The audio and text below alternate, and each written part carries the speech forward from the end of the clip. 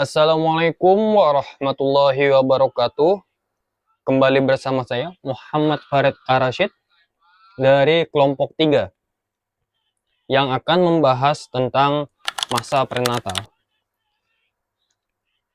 Alhamdulillahirabbil alamin wassalatu wassalamu ala asrofil anbiya'i wal mursalin Sayyidina wa maulana Muhammadin wa ala alihi wa sahbihi ajma'in amma ba'du.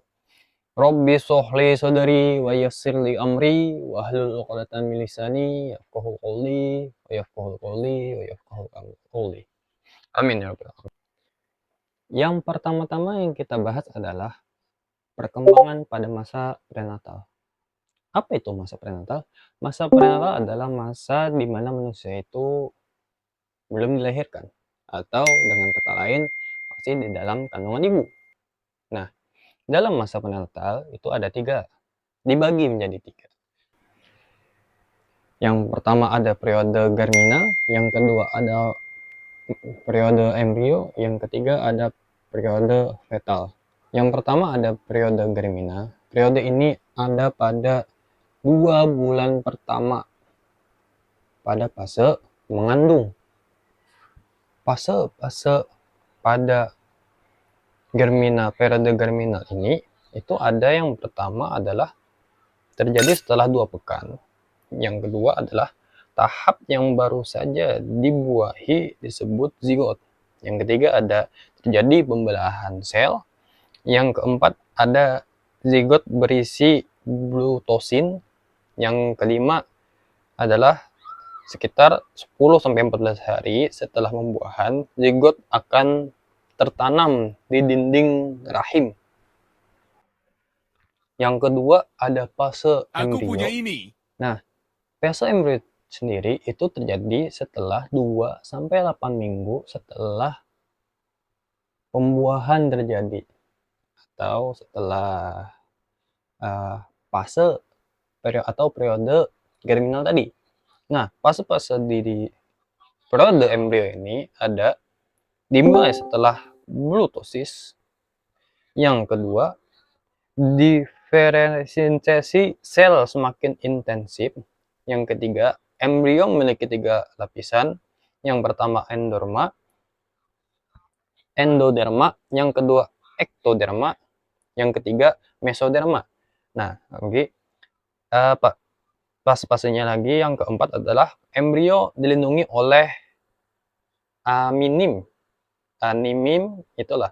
Yang kelima itu tali pusar berisi 2 arteri dan 1 venus.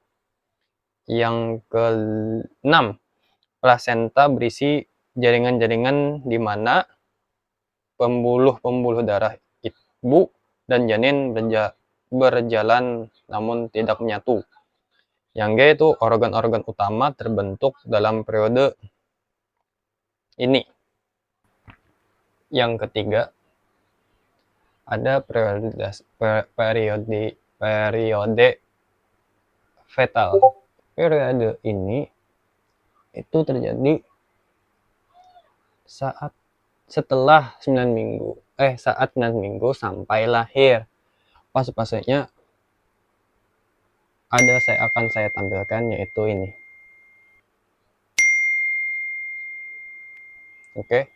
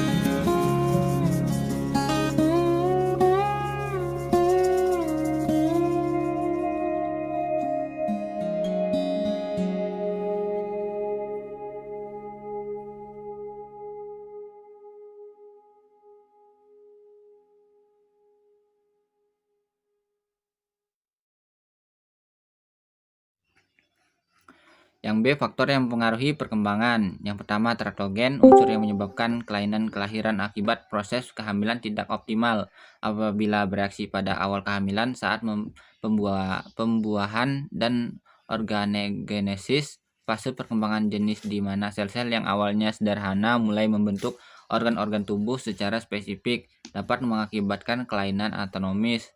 Namun apabila usia kehamilan tua saat organogenesis lengkap, kemungkinan tidak menyebabkan kelainan anatomis. Kemudian yang kedua, faktor ibu. Aku punya Ibu ini. merupakan kunci utama perkembangan janin yang dipengaruhi oleh kondisi fisik dan psikis. Selain itu juga penyakit-penyakit seperti rubella, sifilis, dan herpes yang dapat memicu infeksi atau kerusakan janin. Usia beresiko di bawah 18 tahun dan di atas 35 tahun meningkatkan potensi prematur, keguguran, keterbelakangan mental, hingga komplikasi. Yang ketiga, faktor ayah Aku punya ini. berperan dalam stabilitas emosi ibu secara simulasi janin melalui suara dan sentuhan untuk pengembangan bahasa. Namun, usia ayah yang terlalu tua berisiko menyebabkan anak kekurangan kalsium, mempengaruhi tinggi badan, dan masalah perkembangan mental seperti Down syndrome. Kemudian yang terakhir, yang keempat, lingkungan polusi dan bahan beracun di lingkungan sekitar dapat berbahaya bagi janin karena bisa mengakibatkan keterbelakangan mental. Ibu hamil harus berhati-hati saat mengkonsumsi suatu makanan agar tidak terkontaminasi bahan beracun yang mengganggu perkembangan janin. Tes dan pemeriksaan masa prenatal. Yang pertama, internal electronic fetal monitoring yang merupakan tindakan invasif dengan cara memecahkan kulit ketuban. Yang kedua ada internal electronic contraction monitoring, merupakan tindakan invasif dengan cara memecahkan kulit ketuban. Pemeriksaan tekanan intrauterin langsung di dalam ketuban. Teknologi ini digunakan apabila dokter tidak mendapatkan bacaan yang baik dari pemeriksaan sebelumnya. Terus ada lagi yang ketiga yaitu non-stress test. Pemeriksaan ini merupakan cara pemeriksaan janin dengan menggunakan kardiotografi atau CTG pada umur kehamilan lebih dari 26 minggu. Terus ada lagi yang keempat, auskultasi. Untuk teknologi ini digunakan untuk pemeriksaan frekuensi denyut jantung. Janin bisa menggunakan stetoskop manual ataupun stetoskop digital. Yang terakhir yaitu ultrasonografi atau yang kita kenal dengan USG. Kalau di Indonesia lebih seringnya begitu. Adalah suatu alat dalam dunia kedokteran yang memanfaatkan gelombang ultrasonik, yaitu gelombang suara yang memiliki frekuensi yang tinggi, yang kemudian hasilnya ditampilkan dalam layar monitor. Dan D yaitu komplikasi pada masa prenatal. Yang pertama yaitu hamil anggur, kondisi di mana rahim berisi gelembung cairan berupai anggur karena sel yang seharusnya menjadi plasenta gagal terbentuk dan janin berhenti berkembang. Yang kedua, hamil di luar kandungan, kondisi di mana janin berkembang di luar rahim seperti di saluran telur yang memicu pendarahan berbahaya. Lalu ada lagi yang ketiga, praeklampsia, ditandai dengan tekanan darah tinggi, kaki bengkak, dan adanya protein di dalam urin. Dipicu oleh kelahiran kembar, kehamilan pertama, dan hamil di atas 35 tahun. Selanjutnya ada juga miom dan kista. Miom merupakan tumor dari sel otot dinding rahim yang jarang bersifat kanker. Dan kista adalah kantong berisi cairan yang biasanya terdapat pada ovarium yang berpotensi menjadi kanker ganas di atas usia 45 tahun. Yang terakhir atau yang kelima ada mimpi berlebihan. kondisi di mana seorang ibu muntah ekstrim yang mengakibatkan ibu tersebut lemas, berat badan turun, dan dehidrasi. Penyebabnya dapat berubah peningkatan hormon kehamilan pada kehamilan kembar, stres, atau kondisi kembar anggur.